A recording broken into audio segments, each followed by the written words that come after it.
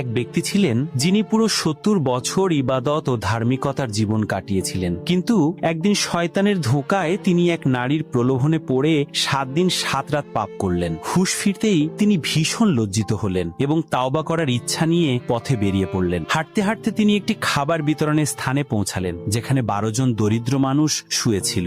সেদিন তাদের সাথে তিনি মিলিয়ে মোট 13 জন হয়। খাবার বিতরণকারী লোকটি 12টি রুটি সবাইকে দিয়ে দিল, কিন্তু একজন দরিদ্র মানুষ রুটি পেল না। সে ক্ষুধার্ত হয়ে বলল, আমাকে দাওনি কেন? কিন্তু বিতরণকারী বলল, আমি তো সবাইকেই দিয়েছি। রাগে সেই লোকটি চলে গেল। তখন তাওবাকারী ব্যক্তি ভাবলেন, আমার কারণে একটি মানুষ আজ ক্ষুধার্ত হলো।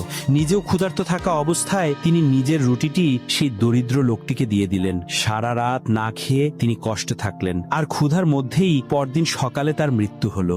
লোকেরা এসে তাকে কবরে দাফন করে রেখে গেল। হযরত আবু মুসা আশআরী রাদিয়াল্লাহু আনহু বলেন, আল্লাহর দরবারে যখন